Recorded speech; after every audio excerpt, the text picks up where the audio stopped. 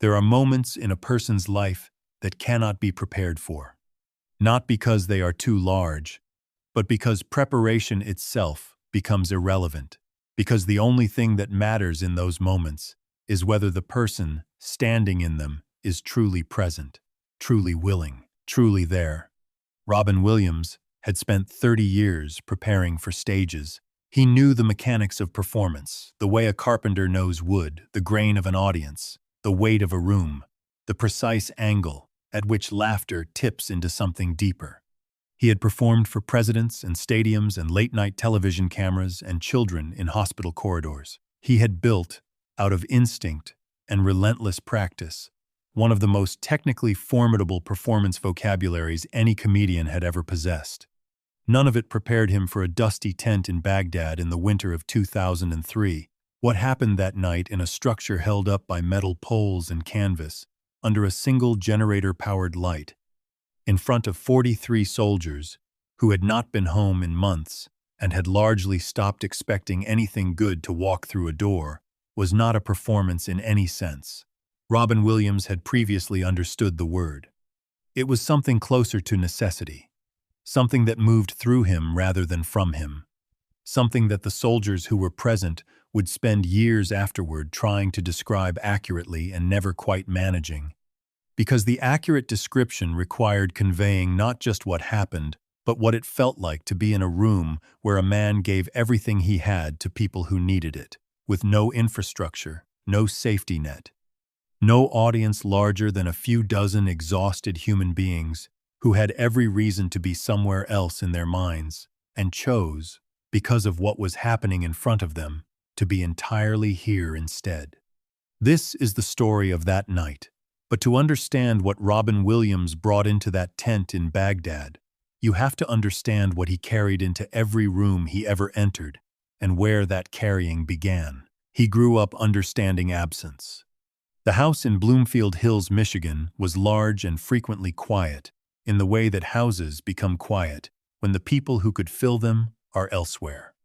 Robin's father, Robert Williams, gave his son material comfort and very little of the specific, daily presence that children require to feel genuinely known. His mother, Lori, was warmer and wittier, but she too moved in a social orbit that kept her often at a remove. Robin filled the silence the only way available to him. He invented company, characters, voices, imaginary figures who populated the empty rooms and gave him someone to perform for. He was not a troubled child. He was, by most accounts, a cheerful and energetic boy. But the cheerfulness was already doing double duty, both genuine and functional, both an expression of his nature and a strategy for managing the distance between himself and the people around him. What he learned in those rooms was something that would shape every performance he ever gave, that the purpose of making people laugh was not entertainment, it was contact. The creation of a moment in which two people, the performer and the audience, the comedian and the stranger, were briefly, genuinely present to each other. He felt it the first time he stepped onto a stage, and a room of people leaned toward him. The leaning was not applause, and it was not admiration. It was recognition. And recognition, for a boy who had spent years performing for empty rooms, was the most powerful thing in the world. He spent the rest of his life trying to recreate it in comedy clubs and television studios and film sets and hospital corridors and makeshift stages in places that had no business hosting a performance, and yet somehow, because Robin Williams was there, became the most important stage in the world. The USO tours began in 2002, the year after the attacks that changed the shape of American life. Robin Williams had done entertainment work for the military before he understood the particular hunger of people stationed far from home, the specific way that laughter could reach through the dislocation of deployment and briefly return a person to themselves. He signed on immediately when the USO asked, with the same lack of calculation that characterized most of the best things he ever did. The 2002 tour covered Afghanistan and the surrounding region. Robin traveled with a production team equipped with the standard infrastructure of a USO show. proper staging, sound equipment, lighting rigs. The shows were large and well attended. Soldiers who saw those performances talked about them for years. But Robin came home with something unresolved in him. Not dissatisfaction the shows had been good. But there was a particular kind of contact he had glimpsed in the margins of those large, well-produced events. The moments after the show, when staging was being broken down and a few soldiers lingered, and Robin would sit with them and talk, just talk, without the microphone, without the material, without the performance architecture that both enabled and separated. Those were the moments that stayed with him. In late 2003, he signed on for a second tour, this one into Iraq, younger, rawer, less organized. The logistics were more complicated, the security protocols more demanding, the conditions more unpredictable. Robin Williams, who had performed through technical failures and power outages and every variety of things that go wrong in live entertainment, considered none of this a reason not to go. The tour group assembled in Kuwait in early December 2003. The plan was a series of coordinated shows at major bases across Iraq, beginning in the south and working north toward Baghdad. The production team had been meticulous. Staging specifications, sound checks, advanced communication with base commanders. A full technical rider that represented years of accumulated knowledge about how to produce a live entertainment event in a combat zone.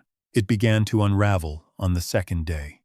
A security situation in the southern region forced the cancellation of the first two scheduled stops. The group was rerouted north ahead of schedule, which meant arriving at locations before the advance preparation had been completed. Equipment that was supposed to be pre-positioned was not. Communication between the USO team and the base commanders broke down in the reorganization. The production team that had traveled with Robin found itself in the position of arriving at venues where almost none of the promised infrastructure existed. By the time the group reached the Baghdad area, the situation had deteriorated further. A significant portion of the production equipment had been delayed in transit. 3 members of the support team had been diverted to a different location due to a rapidly developing security situation. What arrived at a forward operating base on the western edge of Baghdad on a cold December evening was not a USO show in any conventional sense. It was Robin Williams, 2 members of his core team, a camera operator who had stayed with the group, and whatever could be assembled from what was available on the base. The venue was a large tent, the kind used for briefings and mess operations, with a dirt floor, metal folding chairs, and a generator providing intermittent electrical power. The sound system was a single PA borrowed from the base chaplain's office. The lighting was a work light, clamped to a pole at one end of the tent, the kind used by maintenance crews, producing a flat, wide, unforgiving illumination that bore no resemblance to a stage light. The audience was 43 soldiers. Some had been told a show was happening. Others had wandered in from adjacent facilities without entirely understanding what they were walking into. They ranged in age from 19 to 38. Several had been in country for over 8 months. A few had lost colleagues in the preceding weeks. All of them were tired in the specific way that sustained deployment produces not the tiredness of a bad night's sleep, but the deeper tiredness of months of vigilance, of living at a constant low-level pitch of alertness that leaves the nervous system perpetually clenched. Robin Williams stood at the front of the tent in a flannel shirt and looked at them. There was no microphone stand. The PA was a box on a folding table at the side of the room. There was no stage, just a flat dirt floor, a work light above, and 43 people in various postures of cautious expectation. He looked at them for a moment. Then he started talking. What happened in that tent over the next 2 hours was witnessed by 43 soldiers, 2 members of Robin's team, and a camera operator, whose footage was never officially released. Several of the soldiers present have described the evening in interviews given years later. Their accounts differ in detail. Memory is unreliable, especially memory wrapped in exhaustion, but they converge on certain things with a consistency that suggests accuracy. Robin Williams did not perform a set that night. He did not reach for prepared material, did not fall back on routines that had been road-tested across 30 years of stand-up.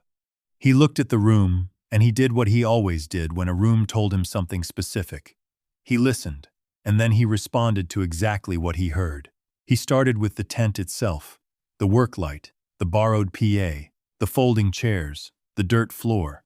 He walked around the space as he talked, examining it with the focused attention of a man encountering something genuinely interesting, and he began to riff not on the discomfort or the inadequacy, but on the absurdity, the beautiful absurdity of the situation, and within 30 seconds, the tent was alive in a way that the soldiers in it had not been expecting. A soldier named Sergeant James Kowalski, who was 24 years old that night and had been in Iraq for 7 months, described it this way: he had nothing. No stage, no lights, no anything. And within about a minute it didn't matter, because he was there, completely there, looking at us like we were the most interesting people he'd ever been in a room with. And you can't fake that. Soldiers especially, we know when we're being handled and when someone is actually with us. He was actually with us. Robin moved through the room as he talked, not pacing, but moving purposefully, the way he always moved on stage, covering ground, closing distance, making the space smaller and more intimate than its dimensions suggested. He asked questions. Not rhetorical questions, but actual questions, directed at specific people. Where are you from? How long have you been here? What do you miss most about home?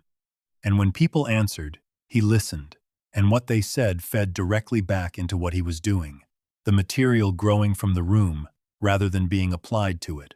A corporal named Angela Reyes, 22 years old, from San Antonio, Texas, mentioned in response to one of his questions that what she missed most was her grandmother's cooking, specifically her grandmother's tamales.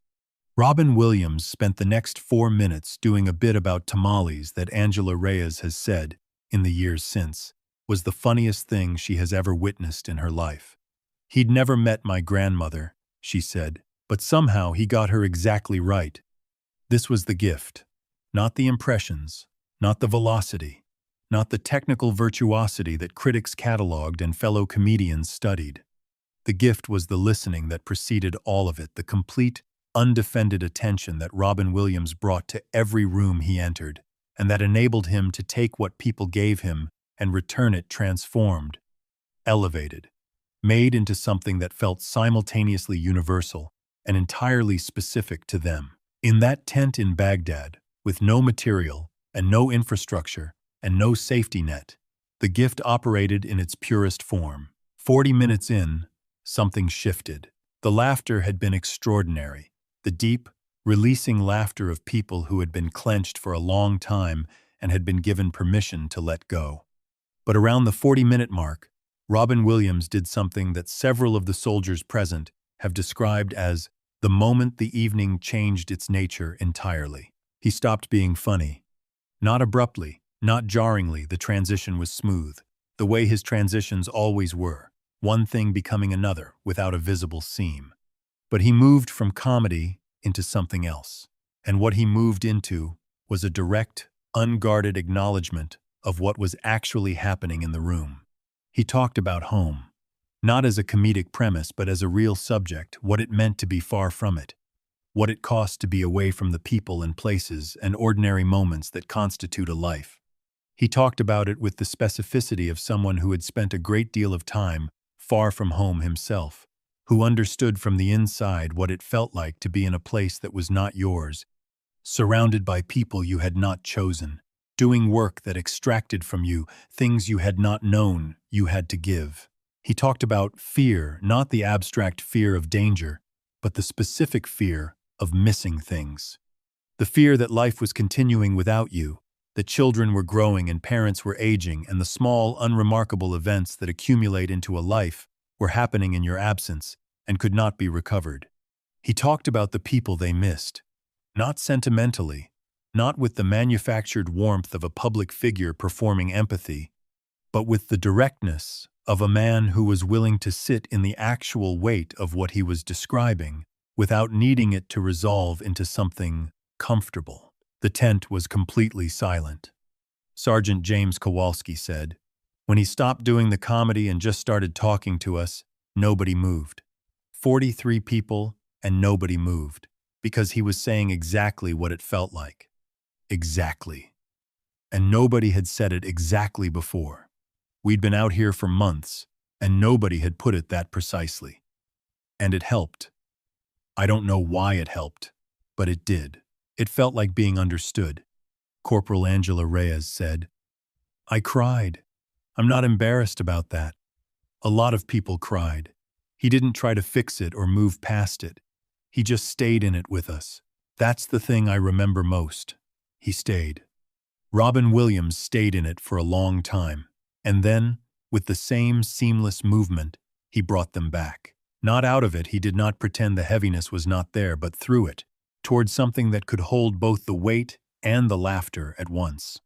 The comedy that followed was different from what had preceded the shift. It was darker and warmer simultaneously, the laughter coming from a place that had been honestly reached rather than skillfully entertained.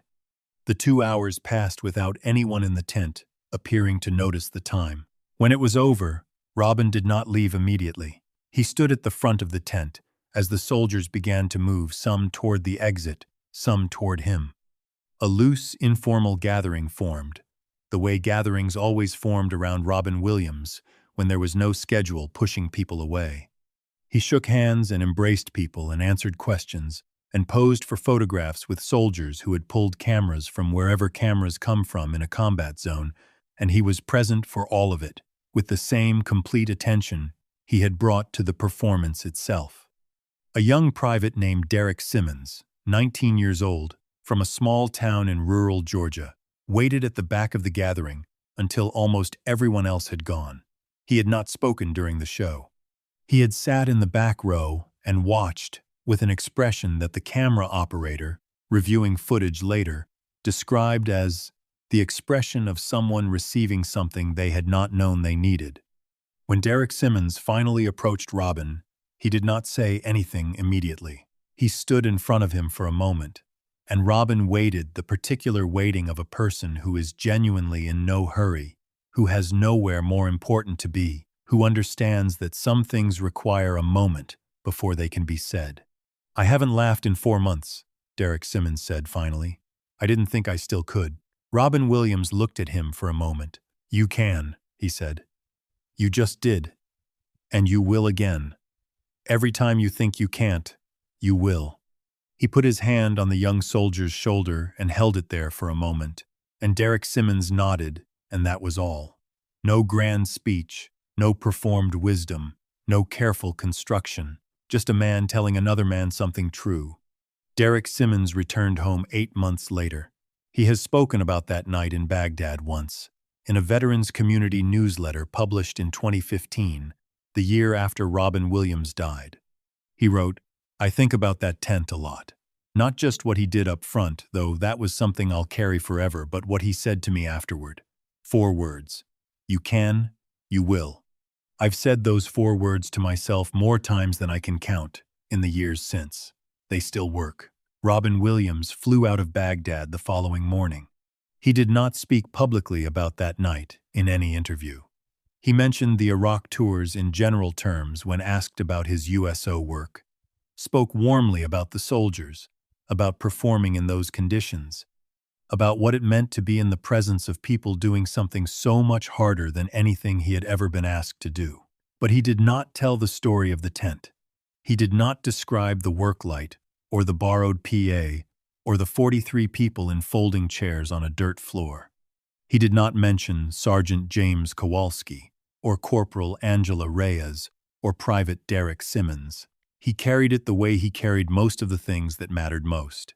Inward, private, sustained by the knowledge of what had happened rather than the telling of it. What had happened, stripped of everything else, was this. A man walked into a room with nothing and gave everything he had. Not the performance version of everything, but the actual everything, the real and human everything that lives beneath the talent and the technique. He listened to 43 exhausted people and gave them back what they needed to hear. He made them laugh when laughter seemed impossible, stayed with them when laughter was not enough, and brought them through to something that held both at once. He had done what he had always done, from the empty rooms of his Michigan childhood to the comedy clubs of San Francisco, to the hospital wards and the late-night conversations with strangers who needed someone to sit down and stay. He had shown up, completely, without the safety of a well-lit stage and a working microphone, in a tent in Baghdad, with 43 people who had stopped expecting anything good to walk through a door. Robin Williams walked through the door, and for 2 hours, he took them home. Sergeant James Kowalski came back from Iraq in April 2004. His daughter Emma had turned 3 while he was away and did not entirely recognize him at the airport arrivals gate. Emma Kowalski is in her early 20s now. Her father has told her the story of that December night many times. She knows about the tent and the work light and the borrowed PA.